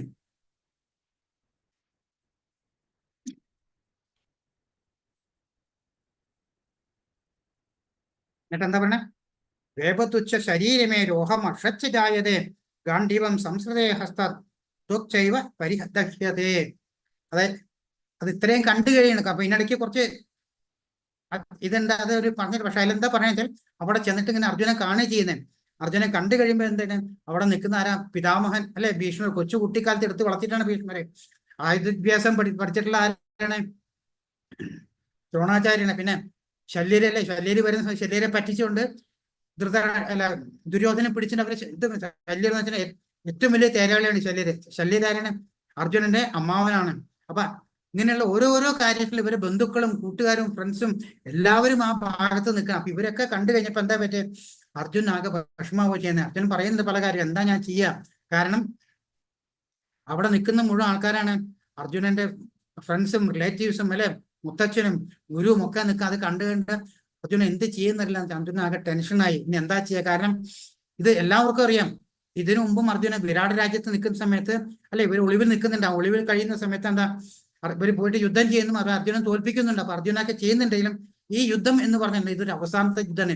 യുഗാവസാന ആവാറായി ധർമ്മയുദ്ധം നടക്കാൻ പോകുമ്പോൾ ചിലപ്പോൾ വധിക്കേണ്ടി വരും. ഒന്നില്ലെങ്കിൽ അർജുനൻ മരിക്കും, അല്ലെങ്കിൽ മറ്റൊരു മരിക്കും. ഇവിടെ ഭീമൻ പറയുന്നുണ്ട്, ധൃതരാഷ്ട്ര 100 മക്കളെ ഞാൻ കൊല്ലുന്നു. ബാക്കി എല്ലാവരുടെ കാര്യത്തിലും യുധിഷ്ഠിരനെ എപ്പോഴും ഡിപ്പെൻഡ് ചെയ്യണ ആരാണ്? അർജുനാണ്. അങ്ങനത്തെ അർജുനാണ് പറഞ്ഞത്, അയ്യോ ഞാൻ എന്ത് ചെയ്യുന്നു പറഞ്ഞ് ഇവിടെ ഇരിക്കാൻ പോകണം. അപ്പൊ എന്താ ചെയ്യണം ഇവിടെ? എന്നുവെച്ചാൽ ശക്നോമി അവസ്ഥാതും പ്രമതീവ ചേമനം നിമിത്താനി ച പശ്യാമി വിപരീതാനി കേശവ. എനിക്കിപ്പോൾ ഉറച്ചു നിൽക്കാൻ കൂടി സാധിക്കുന്നില്ല. ഞാൻ എന്നെ തന്നെ മറന്നു പോകുന്നു, മനസ്സ് ചുറ്റിക്കറങ്ങുന്നു. അല്ലയോ കൃഷ്ണ, കേശവ എന്നൊക്കെ പറയുന്നുണ്ട്. ദൗർഭാഗ്യ ലക്ഷണങ്ങളെ ഞാൻ എമ്പാടും കാണുന്നു. കാരണം ലക്ഷണങ്ങൾ കാണുന്നതിനെ പറ്റി പറയണം. അതായത് അർജുനന് 5 കാര്യം കൊണ്ട് അർജുനൻ മനസ്സ് ദുർബലം. എന്താണ് മനസ്സ് ദുർബലമായിട്ട്? ഭൗതിക സുഖാനുഭവങ്ങൾ, പാപമാണ്, കുടുംബ പാരമ്പര്യവും, തീരുമാനം എടുക്കാനും, ഇങ്ങനെ പല പല കാര്യങ്ങൾ പറഞ്ഞിട്ട് അർജുനൻ അതിനെ ഖണ്ഡിക്കുന്നുണ്ട്. അതാണ് അടുത്തതിൽ വരാൻ പോകുന്നത്. അർജുനൻ എന്താ പറയുന്നത് ഇവിടെ? മൃദുല ഹൃദയം എന്ന് പറയുമ്പോൾ ദൃഷ്ടേമം സ്വജനം കൃഷ്ണ യൂൽസം സമുപസ്ഥിതം സീതന്തി മമ ഗാത്രാണി മുഖം ച പരിശുഷ്യതി. അതായത് യുദ്ധത്തിനൊരുങ്ങി വന്നിട്ടുള്ള ഈ ബന്ധുമിത്രാളികളെ കണ്ടിട്ട് എന്റെ അവയവങ്ങൾ തളരുന്നു, മുഖം വരളുന്നു. എന്നിട്ടോ എന്നുവെച്ചാൽ ശ്രേയോ അനുപശ്യാമി ഹത്വ സ്വജനമാഹവേ ന കാംക്ഷേ വിജയം കൃഷ്ണ. എന്നുവെച്ചാൽ രാജ്യം സുഖാനിജ. ബന്ധുക്കളെ യുദ്ധത്തിൽ കൊല്ലുന്നതുകൊണ്ട് എങ്ങനെ എന്ത് ഗുണമാണ് എനിക്കുണ്ടാവുന്നത് കൃഷ്ണ? എനിക്ക് വിജയം ആവശ്യമില്ല, രാജ്യമാവട്ടെ സുഖമാവട്ടെ ഒന്നും എനിക്ക് വേണ്ട എന്ന് പറയണം. എന്നിട്ടോ പാപമേവാശ്രേയസ്താൻ ഹത്വേതൻ അതാതി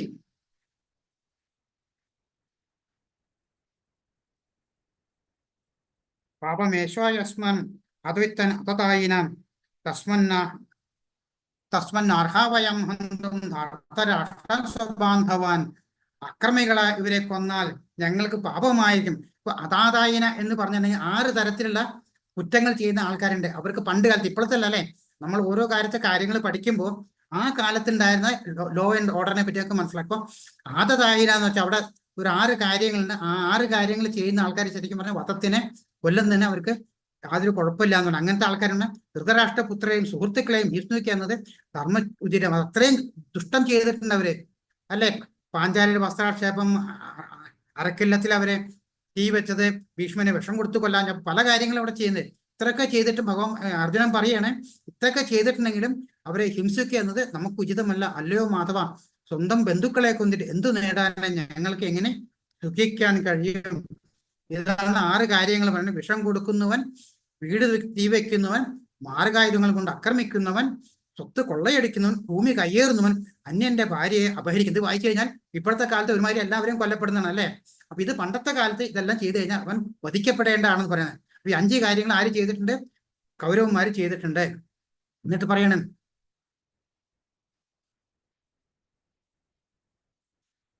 അധർമാഭിഭവാ കൃഷ്ണ പ്രത്യുഷ്യന്തി കുലസ്ത്രീയ സ്ത്രീഷു ദുഷ്ടാസു വർണ്ണയ ജായതേ വർണ്ണസങ്കര. എന്നിട്ടോ പറയണ കുലധർമ്മം നഷ്ടപ്പെട്ടു പോലെ. കാരണം ഈ യുദ്ധത്തിലെ ആണുങ്ങളെല്ലാം മരിച്ചു പോയി കഴിഞ്ഞാൽ അധർമ്മം വരും അല്ലെ? മുന്നിട്ടുന്ന സ്ത്രീകൾ ദുഷിച്ചു പോകും. കാരണം വീട് കാര്യങ്ങൾ നോക്കാൻ ആരുമില്ല, ഒന്നില്ലാകുമ്പോൾ സ്ത്രീകൾ ദുഷിച്ചു പോയും. അങ്ങനെ പറഞ്ഞാൽ വൃഷണി കുലത്തിൽ പിറന്നവൻ, അത് ഭഗവാനെ വിളിക്കാണ്. സ്ത്രീത്വം ദുഷിച്ചാൽ ആർക്കും വേണ്ടാത്ത കുട്ടികൾ ജനിക്കും. അപ്പൊ ഓരോ കാര്യങ്ങൾ കേട്ടോ, അവരെ ജയിക്കുന്നതോ അവരാൽ തോൽപ്പിക്കിടുന്നതോ എന്താണ് നല്ലത് നമുക്ക് അറിഞ്ഞുകൂടാ. ശാസ്ത്ര ഇഷ്ടം കൊന്നിട്ട് നാം ജീവിച്ചിരുന്നിട്ട് എന്ത് കാര്യം? എങ്കിലും അവർ ഇപ്പോൾ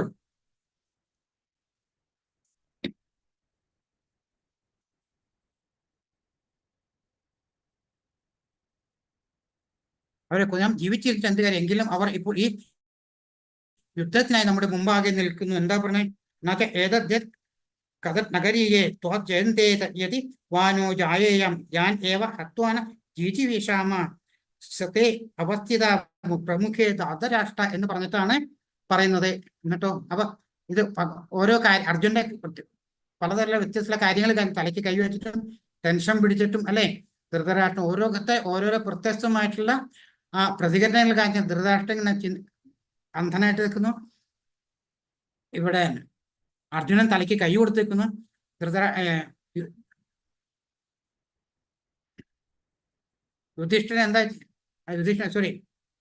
ദുര്യോധനൻ എന്താ ചെയ്യുന്നത്? ആകെ ടെൻഷൻ പിടിച്ച് എന്താ ചെയ്യേണ്ടതെന്ന് പറയുന്നത് യുധിഷ്ഠിരൻ. അപ്പൊ 3 കൂട്ടരും യുദ്ധത്തിന് തയ്യാറായിട്ട് 3 തലത്തിലായിട്ട് നിൽക്കുന്ന പടാണ് കൊടുത്തിരിക്കുന്നത്. അഹോഗത മഹത് പാപം കർത്തും വ്യവസിതാവയം യത് രാജസുഖലോഭന അന്തും സ്വജനമുദ്യതേ കഷ്ടം, എന്തൊരു മഹാപാപത്തിനാണ് നാം ഒരുങ്ങി പുറപ്പെടുന്നത്. രാജ്യം നേടി സുഖിക്കുവാൻ വേണ്ടി സ്വജനങ്ങളെ കൊല്ലുകയോ? യതി മാമ പ്രതീകാര അശസ്തം ശസ്ത്രപാണയാം ധാർത്തരാഷ്ട്രാരണേ ഹന്യം നർത്തേ തന്മേ ക്ഷേമതരം ഭവേ ധാർത്തരാഷ്ട്രങ്ങൾ പൊരുതുന്നതിൽ ഭേദം നിരായുധരായി പ്രതിരോധത്തിന് ഒരുങ്ങാതെ നിൽക്കും എന്നെ അവർ കൊല്ലട്ടെ എന്ന് പറയാൻ അർജുനൻ. എന്നിട്ടോ അപ്പൊ സഞ്ജയൻ പറഞ്ഞ ഏവ മുക്താർജുന സാഖ്യേ രഥോപസ്ഥ ഉപാവിശത് വിസജ്ജ സസരം ചാപം ശോക സംവിഘ്ന മാനസ. അപ്പൊ അവസാനം ഇതിങ്ങനെ പറഞ്ഞിട്ട് എല്ലാം കഴിഞ്ഞിട്ട് അർജുനൻ തലയ്ക്ക് കൈയും കൊടുത്ത് എല്ലാ സാധനങ്ങളും താഴെ വെച്ചിട്ട് നിൽക്കണം. അപ്പൊ സഞ്ജയൻ പറയണേ, രണാങ്കണത്തിൽ വെച്ച് ഇത്രയും പറഞ്ഞിട്ട് വില്ലും ശരങ്ങളും താഴെയിട്ട് അത്യന്തം ദുഃഖിതനായി തേരിൽ ഇരിക്കുകയാണ്. അർജുനൻ ഇരിക്കുകയാണ് എന്നാണ് പറയുന്നത്. അപ്പൊ അർജുനൻ ജയിക്കും എന്നുള്ളത് യാതൊരു സംശയമില്ലാത്ത കാര്യം എന്താണ്? അർജുനന്റെ രഥം എന്ന് പറഞ്ഞാൽ അത് അഗ്നിദേവൻ കൊടുത്തിട്ടുള്ള, പിന്നെ തേരിന്റെ മുകളിൽ ഇരിക്കുന്ന ഹനുമാനാണ്. ഹനുമാൻ ആരാണ്? ശ്രീരാമന്റെ കാലത്ത് ശ്രീരാമനെ ഹെൽപ്പ് ചെയ്തല്ലേ. അപ്പൊ ആ ഹനുമാനാണ് കൊടിയിലിരിക്കുന്നത്. തേരാളിയായിട്ടിരിക്കുന്നതാണ് കൃഷ്ണനാണ് ഇരിക്കുന്നത്. പിന്നെ ഭഗവാൻ എവിടെയുണ്ടോ അവിടെ മഹാലക്ഷ്മിയാണ്. മഹാലക്ഷ്മി അവിടെയുണ്ടോ അവിടെ ജയം ഷൂറായിട്ടിരിക്കണം. അപ്പൊ ഇതെല്ലാം പറഞ്ഞുകൊണ്ടിരിക്കുന്ന കാര്യം 100% ഷുവറാണ് അർജുനൻ ജയിക്കുന്നുള്ളത് അല്ലെ. അങ്ങനെ ഇരിക്കുന്ന സമയത്താണ് ഇവിടെ അർജുനൻ തലയ്ക്ക് കൈ കൊടുത്തിരിക്കുകയാണ് ചെയ്യുന്നത്.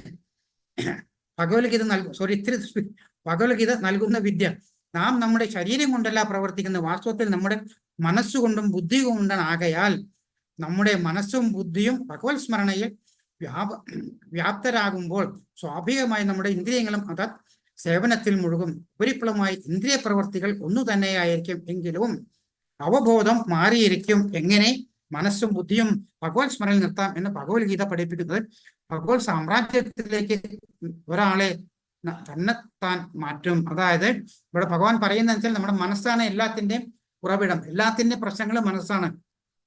അത് വീണ്ടും ഭഗവാൻ ഒരു സ്ഥലത്ത് അത് എക്സ്പ്ലെയിൻ ചെയ്യുന്നുണ്ട്.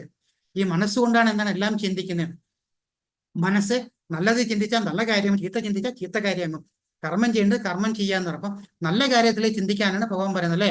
അതാണ് ഭഗവത്ഗീത നമ്മൾ പഠിപ്പിച്ചു തരുന്നത്. പക്ഷെ ഇവിടെ അർജുനൻ എന്താ ചെയ്യുന്നത്? ഭൗതിക കാര്യങ്ങൾക്ക് ആരോപിക്കണേ. അതെന്താവും അല്ലെ? നമ്മൾ ചിന്തിക്കുവാൻ എൻ്റെ വീട്, എൻ്റെ കുട്ടികൾ, എൻ്റെ ഭാര്യ, എൻ്റെ ഭർത്താവ് അല്ലെ, എൻ്റെ സ്ഥലം, എൻ്റെ പൈസ, ഇങ്ങനെയുള്ള എൻ്റെ കൺസെപ്റ്റാണ് ഇവിടെ അർജുനക്ക്. നമ്മുടേതായിട്ട് അതേ ഭാവത്തിലാണ് അർജുനൻ ഇവിടെ നിൽക്കുന്നത്. അതുകൊണ്ടാണ് അർജുനൻ ഈ പ്രശ്നങ്ങൾ മുഴുവൻ വരുന്നത്. അപ്പൊ ആ പ്രശ്നങ്ങൾ മാറ്റിയെടുത്ത് എൻ്റെ എന്ന അഹം എന്ന ഭാവത്തെ എങ്ങനെ മാറ്റിയെടുക്കാം എന്നാണ് ഭഗവത്ഗീത ഇനിയുള്ള അധ്യായങ്ങളിൽ നമുക്ക് പറഞ്ഞു തരുന്നത്. ഹരേ കൃഷ്ണ.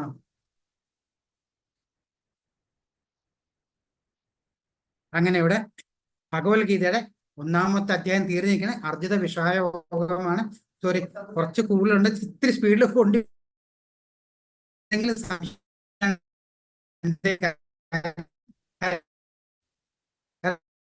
മിനിറ്റ് ഒരു ചോദ്യോത്തരത്തിൽ പറയുകയാണ്.